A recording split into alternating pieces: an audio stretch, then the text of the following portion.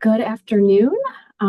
Thanks again for joining us today. My name is Sarah Evilsizer, and I'm a nurse with OPEN, the Overdose Prevention Engagement Network. Welcome to today's webinar, Transforming Rural Surgery for Enhancing Surgical Outcomes and Pain Management Strategies. During our presentation today, audio and visual capabilities will be turned off for attendees. We do encourage you to ask questions of our presenter. Please submit your questions using the Q&A function on the Zoom toolbar at the bottom of your screen. Click on Q&A, type your question, and hit send. We'll address these questions as time permits during the Q&A portion at the end of the presentation. We are offering CME and MCBAP continuing education credits for today's webinar, and we'll have a slide up at the end of the presentation about how to obtain these credits. We will also email the continuing education credit information after the webinar today. We do not have any disclosures to share with you. The Overdose Prevention Engagement Network, or OPEN, is a diverse team dedicated to improving lives and reducing the harms of substance use by engaging with individuals, communities, and organizations. We share education and resources to strengthen person-centered prevention, treatment, and recovery with an overarching goal of developing transformative evidence-based solutions to reduce harm and stigma surrounding substance use. We work to support healthcare providers and communities in understanding and addressing substance use disorders at every level. We offer a variety of evidence-based services and resources. We offer on-call consultation services to connect prescribers to our addiction medicine experts who provide guidance for managing patients who have substance use disorders or complex pain. We offer expert-led education and training sessions, such as this webinar today.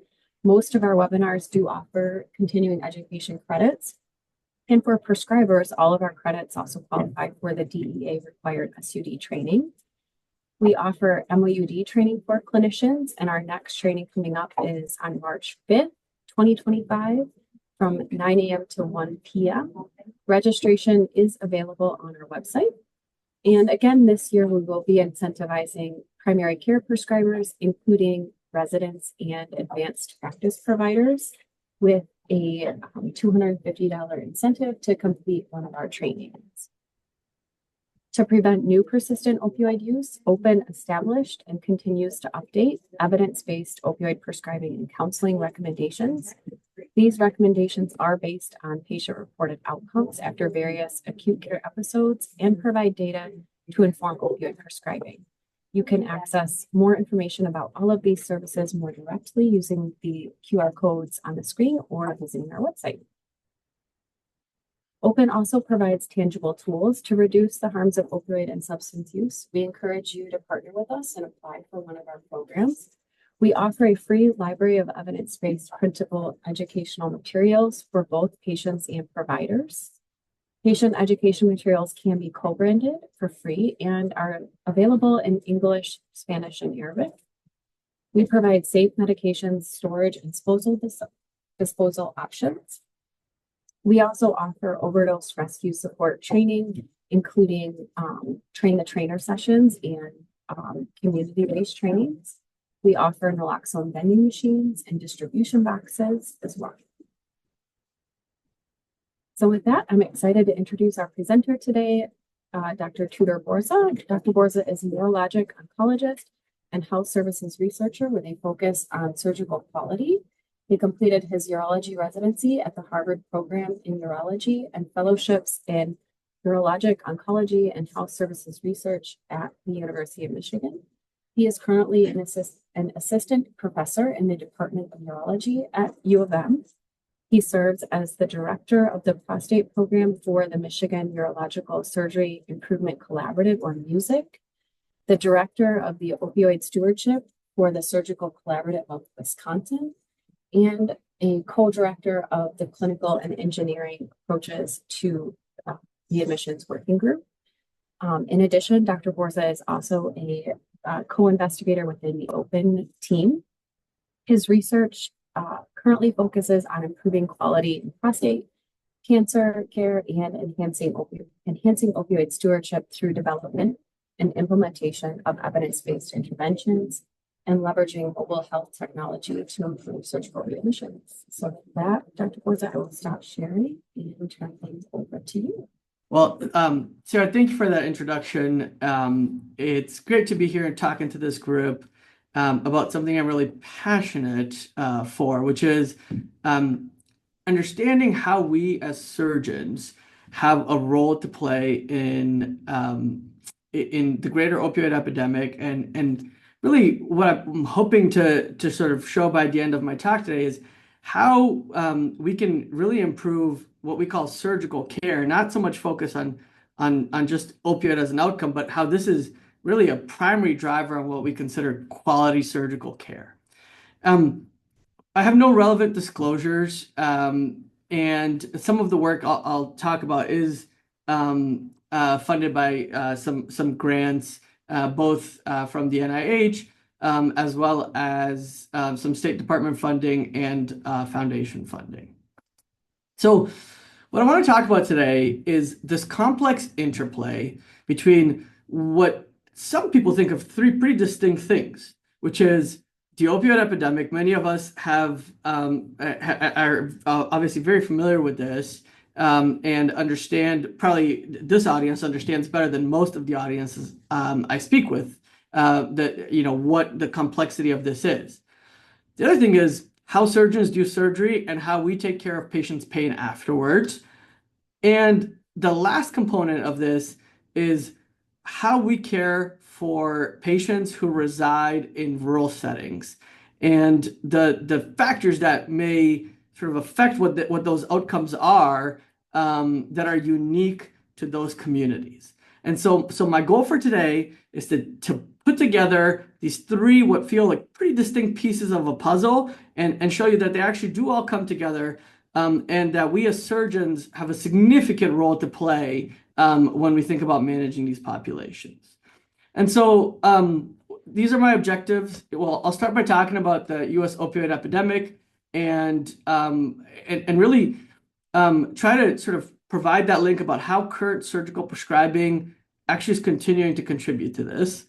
We'll talk about the effect of the opioid epidemic and how this was felt in rural communities. The degree to which we have data to explain that.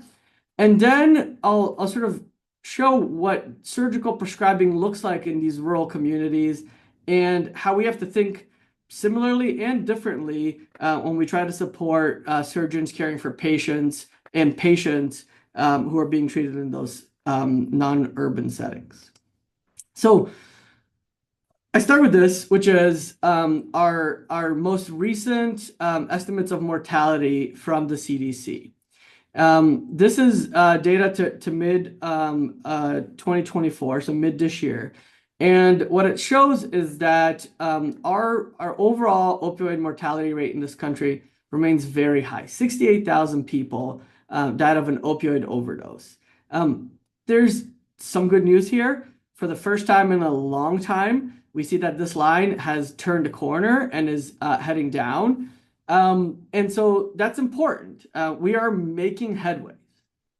The numbers you just see here are the number of patients that are in this figure that are dying from an opioid overdose from prescription opioids.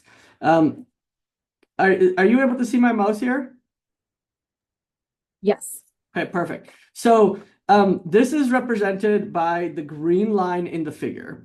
And you can see that when we look back in 2015, so this was the kind of data that was informing that national declaration of a national emergency from the opioid epidemic, we saw that prescription opioids were the primary drivers of mortality, right? More people died from overdose of prescription opioids than any other class of opioids.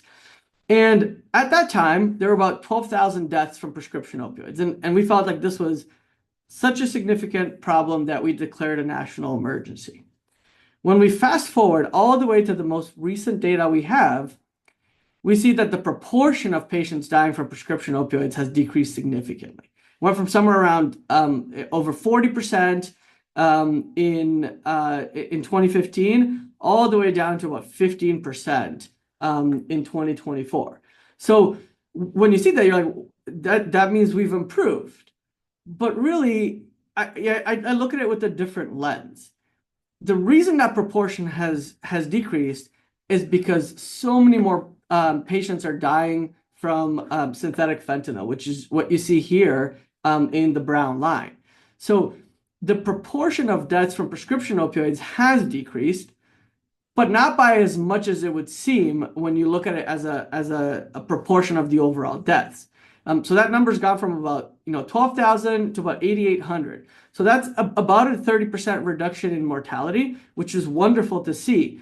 But when you think that it's only a 30% reduction in mortality from the time that it was such a big problem that we declared a national emergency because of it, perhaps we still have room to improve this. And that's what I focus my research on, is to say, we can do better, and there are lots of patients who still benefit from this. The next question is, as Sarah mentioned, I'm a urologist, I'm a cancer doctor, I'm a health services researcher within surgery. Why am I talking about the opioid epidemic? And why did I choose to focus such a big part of what I do on the research side on this?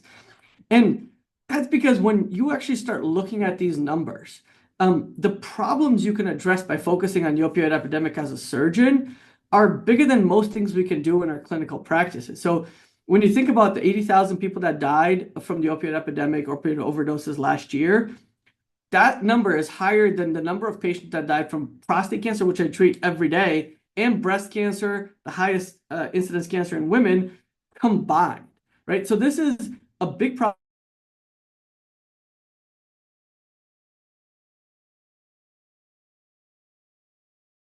Some way has been affected by the opioid epidemic, then you are the most common clinical conditions that we treat.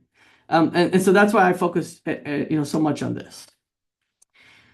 The other reason to focus on prescription opioids is that they often serve as a gateway for those more potent opioids. We have some data from early on when we started studying this that shows that most patients who abused heroin began by abusing prescription opioids. And so when we think of where to intervene, how to intervene, when we try to avoid those terrible complications from heroin use, from synthetic fentanyl use, often there may be an opportunity upstream to prevent that by addressing that prescription opioid misuse in our communities. And the last, and probably the most important reason why I focus on this is because I, as a prescriber, have control over that. We can feel helpless, or we can say, there are tangents in ways that I can help patients who abuse other potent opioids. But these are the things that I prescribe. These are the things that I have control as a provider about how much to enter our communities, right? And so because I am the gatekeeper, we as surgeons, as physicians, as prescribers are the gatekeepers of these prescription opioids. These are the things that are most proximal in our control. And so we focus on that. And the other reason is this figure here is this was data from national survey of patients or people who misused opioids. And when we looked at where those misused opioids were originating, we see that 9 out of 10 of these were showing up from legitimate physician or prescriber prescriptions. And so it wasn't that these were the medicines that were obtained illegally from a drug dealer or stolen, from a medicine cabinet. The medicines, the prescription opioids abused were largely obtained from overprescribing by providers. And so this felt like a natural place for us to intervene. So if that makes sense, if that's the reason that we as prescriber, have some control over this opioid epidemic, and that's the pathway forward, what does this look like for surgeons? Why should we focus on opioid prescribing by surgeons? And that's because we use opioids regularly. And there's not much of an alternative in a lot of settings. So opioid medications are integral to managing severe surgical pain. For almost every surgery I do major surgeries regularly. Those patients have to have some opioid medication during that procedure and often require some opioid medication afterwards in the short period of time following surgery as they recover. And so, whereas with many other settings, we can say we have alternatives, we have other ways of doing this. In surgery, there will always be a need and a role for opioid medications. And so, in that context, it's also important for surgeons to realize, and we're seeing this more and more, that when you don't act as a good steward of opioid medications, there are consequences. There are consequences for our patients, and then there are longer term and societal consequences from our prescribing. And I'll talk about that a little bit more here. The other reason that we as surgeons are playing a bigger role here is because we continue to prescribe more than our partners do. So Sarah mentioned I run the opioid stewardship initiative for the Surgical Collaborative of Wisconsin. I practiced in Wisconsin for 5 years before I came back to Michigan. And so I'll go back and forth with sharing data from our collaborative work there, as well as from Michigan data here, as well as national data. But this looks at where prescriptions, new prescriptions in the state of Wisconsin are originating from. And what you see is that half of all new prescriptions are related to surgery. This was different than it was 3 or 5 years prior. At that point, it was less than a quarter. And so what that tells us is that our partners in other specialties have really diminished their reliance on opioid medications. So when you see sort of back pain, joint pain, those short-term injuries, the kinds of things that used to have opioid as a mainstay of their treatment, our partners in those other specialties have, guided by earlier information from the CDC and have responded and really moved away from prescribing opioids. But surgeons still haven't, right? So half of all new prescriptions in the state of Wisconsin were related to surgery. The other thing we know, and this is data now from Michigan, is that when surgeons prescribe, they often prescribe far higher doses of medications, of opioid medications, than our patients use. Sarah alluded a little bit, and I'll bring this up later in the talk, have created guidelines based on use of opioid use from patient-reported outcomes. And this is what this figure shows. The darker bars here are the amount of opioids prescribed by a surgeon, and the lighter bar is the amount of opioid used by a patient. If you sum up all of these, and this is a variety of different surgeries, minor surgeries, laparoscopic surgeries, and even some open surgeries.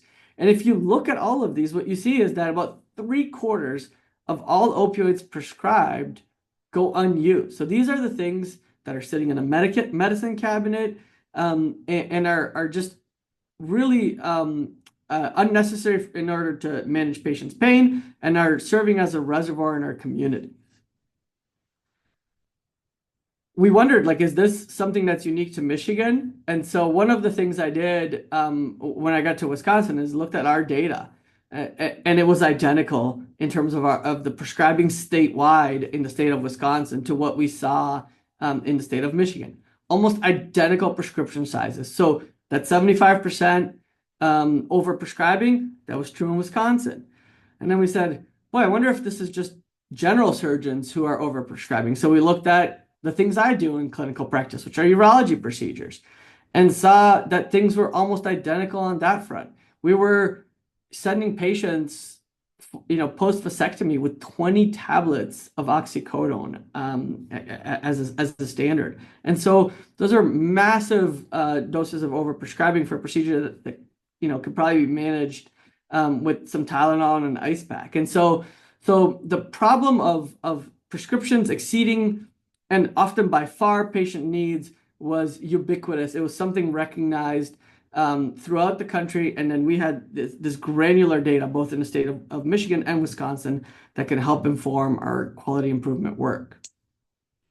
So what are some of the consequences of this overprescribing? So does it matter if we give a prescription that's too big? What will happen? One of the things we recognized early on is that when you took someone who never had an opioid exposure in their life, gave them some treatment with opioids for their surgery, irrespective of the kind of surgery you did, whether it was minor, major, across all different surgical subspecialties, we saw that somewhere between 4 and 10% of patients became long-term opioid users. That meant that they were still using opioids somewhere between 6 months to a year after their surgery without having any additional reasons to do so. And so you took people who never used this medication, gave them a brief exposure around the time of surgery, and then saw that somewhere between 1 in 10 to 1 in 20 of them ended up using opioids well beyond what we thought would be appropriate for surgical pain. If you look at this number, 4 to 10%, this ends up being one of the most common surgical complications, irrespective of the procedure, and was something that we, as surgeons, really did not recognize before we started looking at this with the lens of the opioid epidemic. I mentioned this prolonged opioid use. In itself, that seems like it's not a great thing, but the open group here really led the way nationally and internationally to quantify just what that means. And so when we look at those patients who are still using opioids 6 months after their surgery, we see that they have a higher opioid use disorder rate. They're more likely to have an overdose, and they're more likely to have deaths. Those are all the sort of dots that needed to be connected to go from that surgical prescribing to what I presented early on, which is that overdose mortality rate. We see the pathway by which that happens. Even outside of those things, these are the patients that have more complications after surgery. They have more falls, they have more readmissions, and all of these things lead to significant healthcare costs and increased utilization. And so the prolonged opioid use in itself is a problem. It's a big problem across a variety of different facets. And so can we fix this? Right? Once we started recognizing that what we were doing in our routine practice was leading to significant patient harm, societal harm, is there a way to make it better? And the open group here showed that, yeah, the answer is yes. That we can influence how surgeons prescribe, and that we can do so in a pretty straightforward fashion. You can see that vertical line showing prescribing guidelines release. So this is a study that followed how surgeons were prescribing opioids after a variety of common procedures. And what you see on the x-axis is the doses prescribed in 5 milligram tablets of oxycodone. Early on, about 6 months before the intervention, we see that most providers were prescribing somewhere in the 25 to 30 tablet range. And with the release of guidelines that said what should be prescribed for individual procedures, very quickly, within a couple of months of that, there was a dramatic decrease in the prescription sizes, ending well below 20 tablets. So greater than a 30% change within a few months of just releasing prescribing recommendations and socializing those with key stakeholders across the state. The other part of this was saying, well, if we prescribe less, are patients going to be in pain? Are we doing a bad job as surgeons managing patients' pain afterwards? And what you see in the dark line in the middle here is that when we prescribe less, patients consume less. So they were taking less medications. And despite having less medication and taking less medication, the red line shows that their pain score afterwards was not any different. And whether or not they were happy with their care also didn't change. So we showed that with these recommendations, you can have patients get far fewer medications, and there are not many adverse consequences of this. So if that happened back in 2017 and 2018, does that mean that we fixed this problem? It really is great to be here in Michigan and be part of this group, because around here, for many common procedures, the answer is we've gotten close. Now, there is still some room to go, but we've gotten really close. This is a more updated figure that shows that by the end or by the middle of 2019, we really were down to that 10 tablet rate of prescribing for most of these procedures. And that's aligned with what we saw in terms of what patients were actually needing. So when we look at that consumption data from our patient-reported outcomes and say, hey, most patients are taking between 6 to 10 tablets following these common procedures, we should aim to prescribe, to that mark pretty quickly. In a state that has this robust engagement and a network that can disseminate this information statewide, we got close to that. And so that's great to see. But that doesn't really reflect what's happening outside of the state of Michigan. So in the state of Wisconsin, where I ran a collaborative for 5 years, after all of that work, so this is data from 2023, so last year's data across the state about how many tablets of opioids surgeons were prescribing after pretty straightforward laparoscopic cholecystectomy, so a small, minimally invasive surgery. We see that only 13 of the 104 hospitals and surgery centers that were doing high volume laparoscopic cholecystectomies prescribed to that guideline of 10. So just over 10% of the hospitals in the state met our prescribing guideline. They had improved significantly from where they started 5 years prior. And so I do want to say we're proud of the work we did there. But the red line shows the median prescribing, and you can see that depending on the procedure we look at, and I show laparoscopic cholecystectomy here, but depending on the procedure we look at, that prescribing still remains 50% or even double of what our guidelines say should be happening. So this is much more reflective of what is happening in the rest of the country than what we see here in Michigan. So we are lucky to be surgeons practicing in a state that's so well supported, that has patients that have been educated, and there's alignment in how we manage pain. But when we try to disseminate the work we do beyond our state, we see that really they're starting in different points, and that there remains significant room to go for most other places where surgeons practice. So why does this happen? Why do surgeons overprescribe? We've done a lot of work to try to understand this, and again, this really stems from that inherent want and desire to provide good care to patients. We don't want our patients to be in pain. And a lot of us trained in the era of pain being that fifth vital sign, our performance being measured based on how well we were medicating patients for pain, and often didn't get a ton of additional training as to what alternatives there would be to opioid medication. And so there's this educational gap of, well, I trained and this was the only way to do it.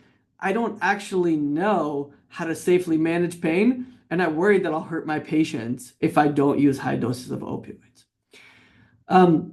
They're logistical things. I learned very early on in talking to surgeons, and this particular was a rural surgeon in the state of Wisconsin, and we sort of try to work with him. He was very interested. He was a clinical champion, and I try to understand, like, what is this practice, and why is it so hard to just talk to patients? And he shared that he spends about 3 minutes with the patient for most routine clinic visits. A lot of his work is done by his nursing team, his advanced practice provider, and that because there are so few surgeons where he practices, he sees 60, 70 patients in a clinic day. And so there are significant time constraints in real world practice. Also financial considerations, especially when there's competition. There's this concern that if you don't prescribe, but someone across town does, patients will leave your practice and choose a different practice. And so These are all the complexities we try to navigate as we think about addressing quality improvement in real world practice for surgeons.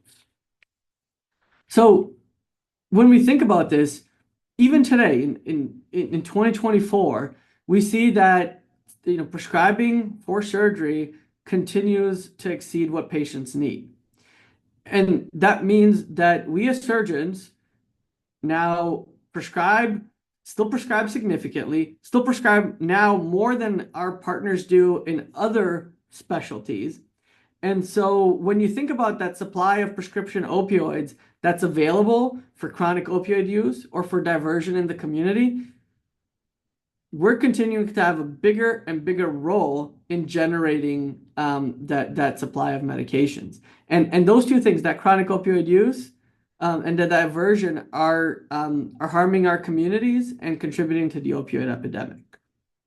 I'll transition now to focusing on the rural piece. If we now see how surgical prescribing might affect patients in general, how does this look for the 1 in 5 Americans who reside in rural communities? We know we've got data going back years and years that says that patients who live in rural settings have significant health disparities. They have higher rates of heart disease, cancer, strokes, chronic lung disease, diabetes, and higher rates of death. These are all very well established.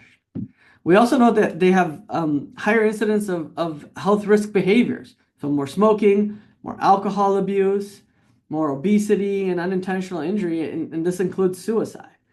And so when I was exposed to this, again, practicing in a largely rural state like Wisconsin, I wondered, what is our understanding of how we manage these patients, and does our approach to pain management and especially opioid medications need to be different in this population? When I started looking into it, this was a complex problem. There were lots of things that affected these rural health disparities. And when we try to understand, what do we target? How do we as surgeons drive that quality improvement in these rural populations? We ran into all of these issues along the way. So first and foremost, there aren't a ton of rural healthcare providers. This is a problem that existed for a long time, and this is a problem that is acutely worsening today. Only 7% of surgeons practice in a rural location. I mentioned that 20% of Americans live in rural communities. They have 7% of surgeons. And this is true for providers like oncologists, cardiologists, and apropos to the opioid epidemic and substance use disorders, this is very true for a dearth of mental health providers in these communities. Additionally, a lot of critical access hospitals and these smaller rural hospitals have been closing because of decreased funding over the recent years. And so these are just exacerbating the problems of losing specialists and losing those primary care provider touch points. Another problem is geographic isolation. So the whole premise of rurality is that it's far away from a big place. And so these patients often have to travel significant distances to get to hospitals, to get to pharmacies, and they certainly may not have immediate access to one of these facilities if they have a complication or if they have additional needs postoperatively. I frequently operated on patients who lived 8 hours away from where I practiced. And so I was in Madison, Wisconsin. They would drive from as far as the Upper Peninsula to have their specialty surgery with me. And that in itself proved challenging.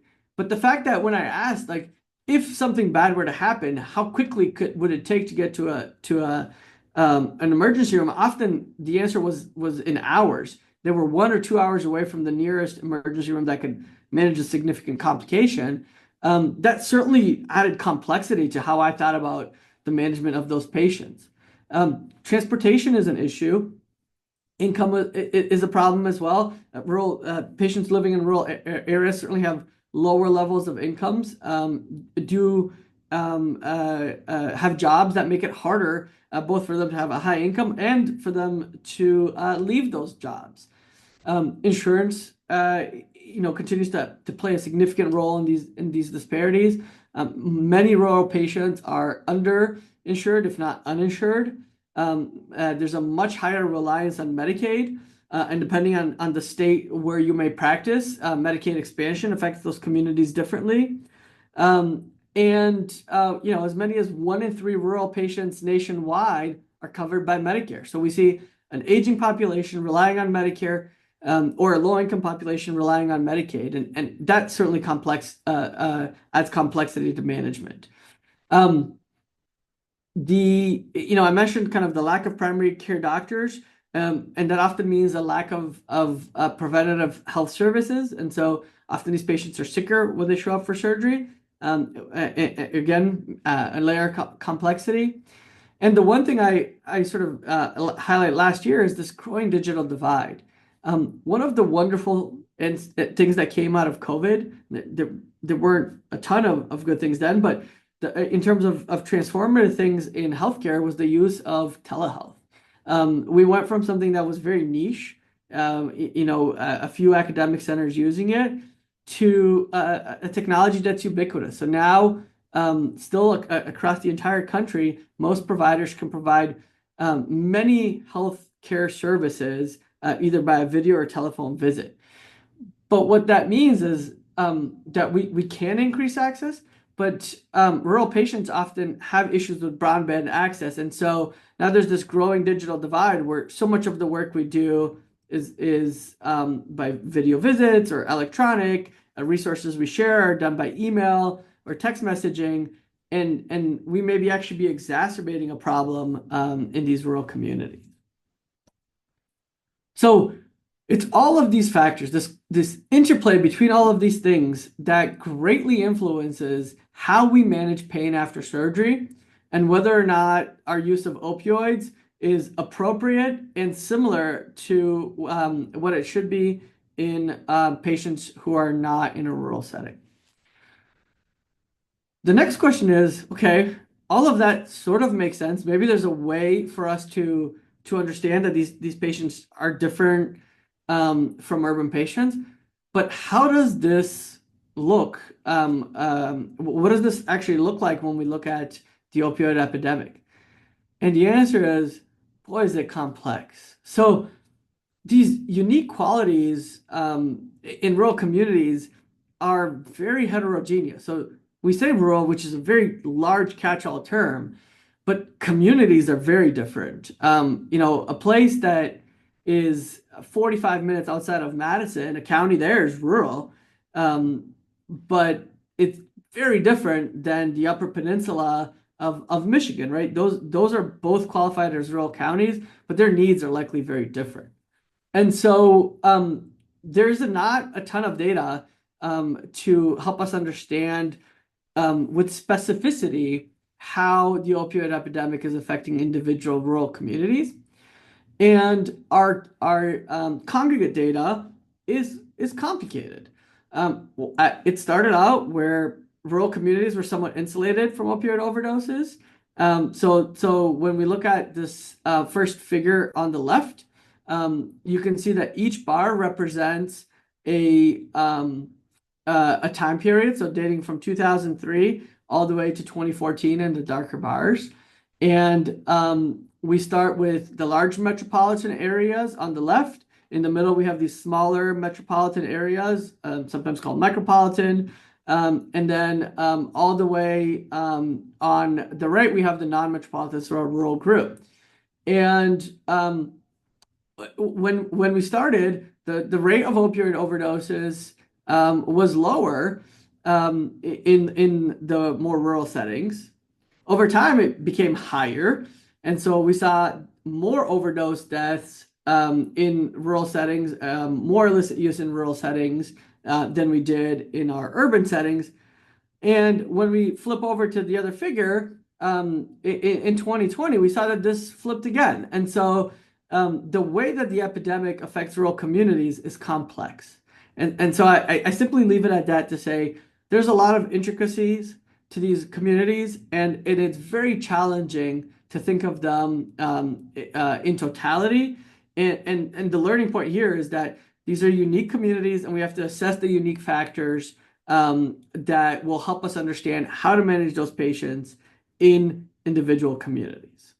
Despite that, one of the things that has held true across all of these communities is that the rate of prescription opioid use or misuse has always been higher. And so, this held true even as we started seeing the rise of synthetic opioids in our urban settings. And so, the figure on the right is our metro areas. Where you see that, hey, there's this huge spike that's coming. In our rural communities, prescription opioids continue to be the primary driver, well into the start of the synthetic opioid wave of the opioid epidemic. And so it felt like there was an opportunity in terms of us as prescribers to say, boy, not only do we have a role in general, but in these rural communities, we may have a bigger role by improving our prescribing than we would in these non-rural communities. So when we see that as the overall data for opioid abuse, what does it look like for surgery? Do we know, are we as surgeons prescribing differently because we have a patient in a rural setting? If I'm a rural surgeon, I always just practice in a hospital that we consider rural. Am I treating my patients differently? These were all entire unknowns up until a couple of years ago. So I mentioned, I practice in Michigan now, we're here. About 2/3 of the counties in the state are considered rural. Same is true in Wisconsin. About 2/3 of those counties were rural. So we saw lots of patients in both of those counties that came from rural settings. I actually didn't know if we managed their pain differently. I didn't know if I did. And certainly my partners, who are high volume general surgeons, had no idea. The surgeons who practiced in rural settings didn't know if they managed pain differently than their partners in urban settings. So there's this dearth of information about what happened and how that compared, and whether or not these should be different things, whether or not a patient who's not next door to a pharmacy should get a different prescription than a patient who lived in town. And so we sought to sort of look at this, and we did that through my work in the Surgical Collaborative of Wisconsin. Again, this is a statewide collaborative. You can see here the lighter colored counties are the ones we considered rural. The darker colored counties were the urban counties. We had hospitals throughout rural and urban counties.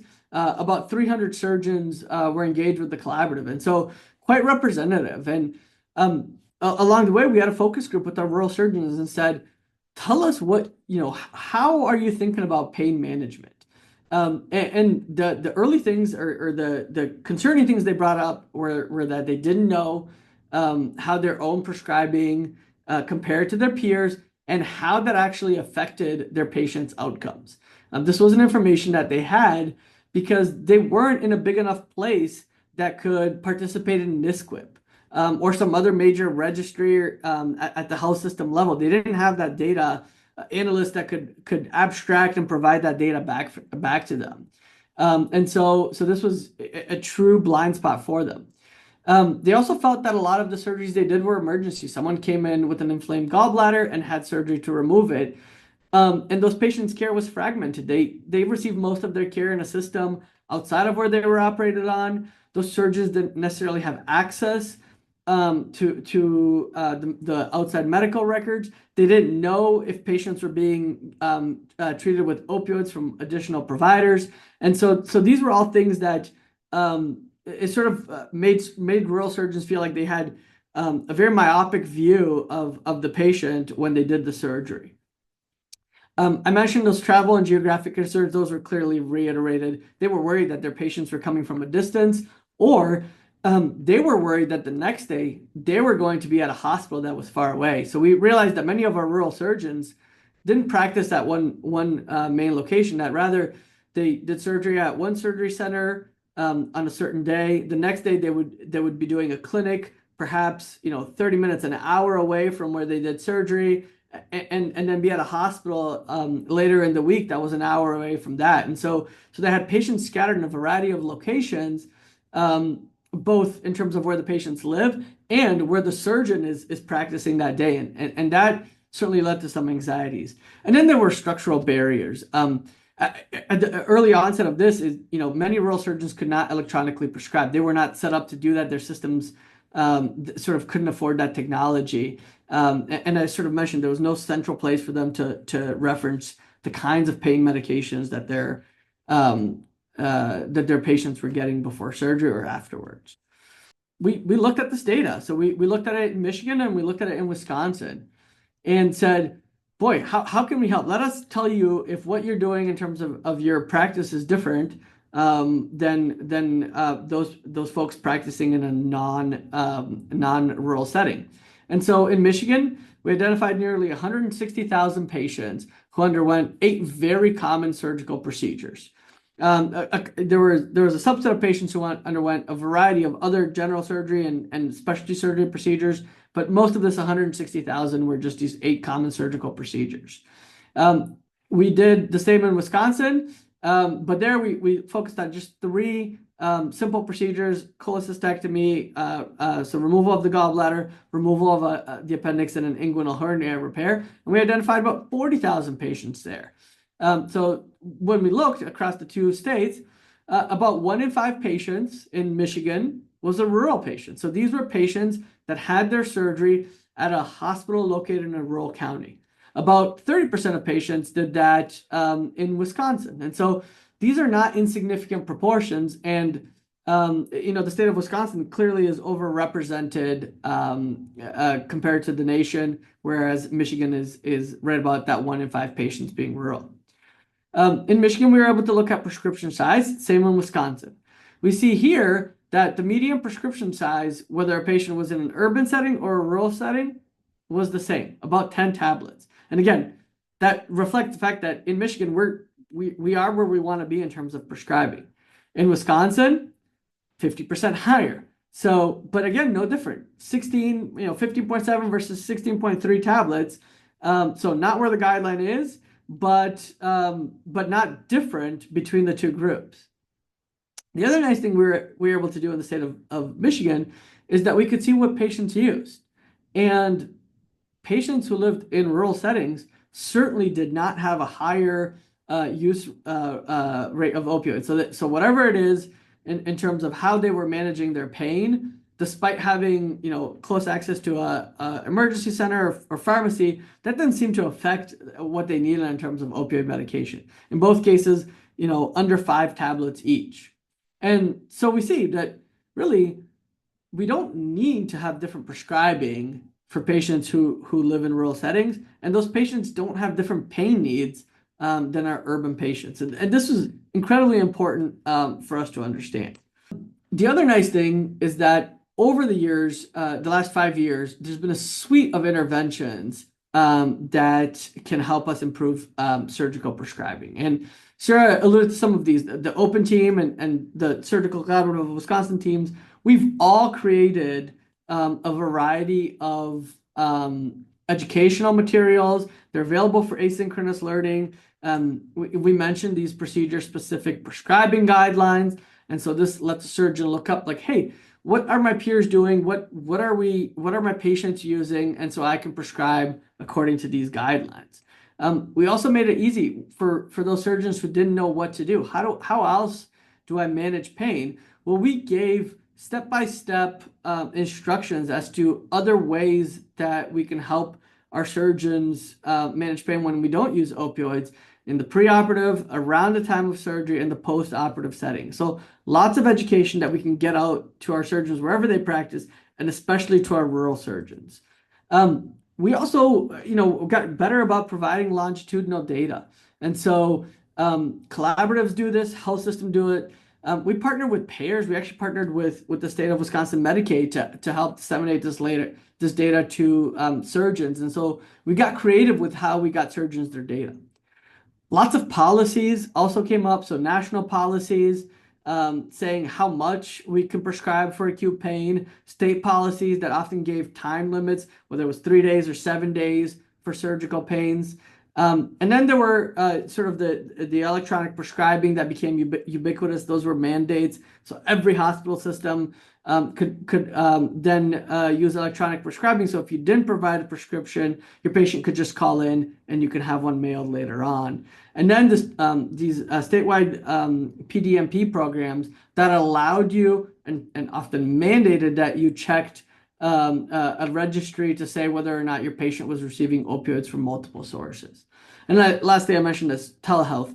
One of the great things that allows us to do is have additional touch points with patients. And so when I'm somewhere else, when I'm far away from where I did surgery, or where my patient is far away from where I did surgery, I can still have a phone call or a video visit with them, make sure they're doing okay, and assess or educate before or after surgery to make sure that we're doing a good job managing pain. In the last couple of minutes, I just wanted to highlight this complexity of what it's like to try to improve in a hospital system that's in a rural location. So this was a small study, 4 hospitals in rural Wisconsin, southeast Wisconsin. They're shown there in the red line. We identify them because when we saw improvement in prescribing across the state, we did not see improvement in these hospitals. And so we had a very targeted, high-touch intervention in those hospitals. And it sort of worked. We disseminated all that education. We worked with them. We sort of explained that there were not different pain needs. And this is what you see. There was improvement. But despite that, we couldn't get them to improve enough to their non-rural peers or their peers in urban settings. And so this just raises that complexity. Even when you start getting all of this additional data and you have these additional interventions, sometimes there are things that are unknown and that they're still driving prescribing in ways that are different than non-rural settings.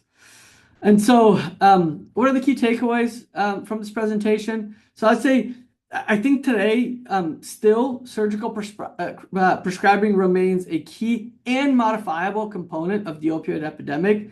And we as surgeons continue to provide excess medications.